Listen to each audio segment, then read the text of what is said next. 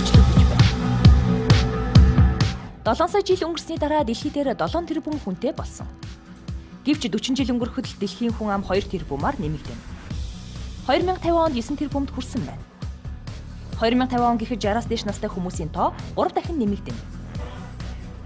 80-аас дээш настай хүмүүсийн тоо 5 дахин нэмэгдэнэ. Дэлхий өөрчлөгдөж байна.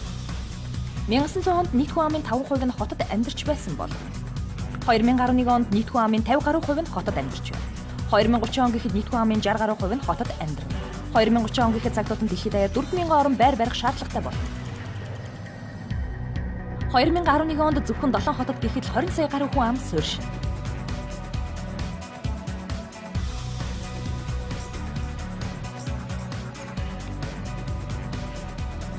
онд Азийн 4 хотод гэхэд 30 гаруй сая хүн ам суурьших болно.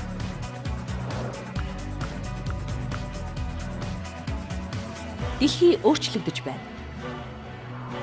2030 онд дэлхийн эрчим хүчний хэрэглээ 33%-аар өснө. Одоогоос 2050 он хүртэл сэргээгдэх эрчим хүчний хэрэглээ анхдагч эрчим хүчний нөөцөөс илүү хурцтайгаар нэмэгдэнэ. Одоогоос 2050 он хүртэл сэргээгдэх эрчим хүчний хэрэглээний өсөлт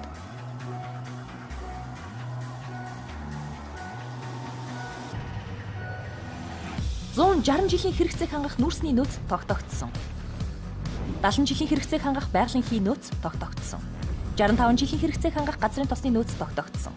Байгалийн эрдэс баялагын нөөцийн хомсдол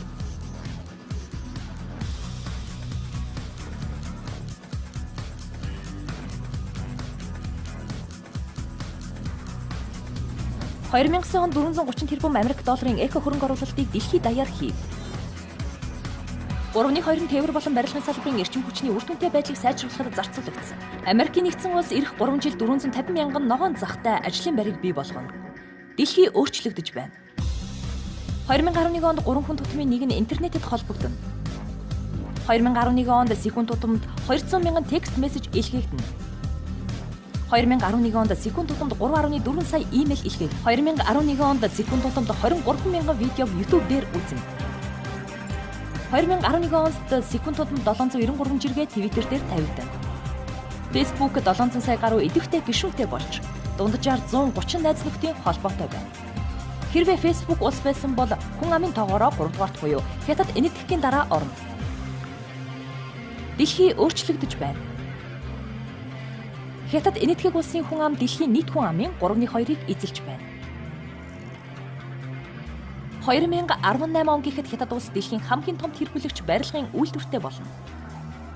2015 он гэхэд энэтхэг улс өдөрт 20 км зам тавьдаг болно.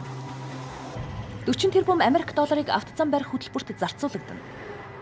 Дэлхийн хөл бөмбөгийн тэмцээн 2014-д Бразил улс 8 тэрбум Америк долларын хөрөнгө оруулалтыг стадион болон дэд бүтцийн засвар үйлчилгээнд хийнэ.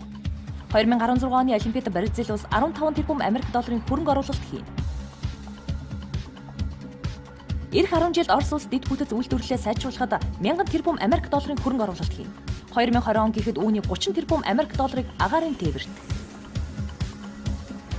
2030 он гэхэд үүний 400 тэрбум Америк долларыг төмөр замд 10 жилийн хугацаанд дэлхийн эдийн засгийн өсөлт оруулах BRICS-ийн хувь нэмэг G3-аас 2 дахин их байна.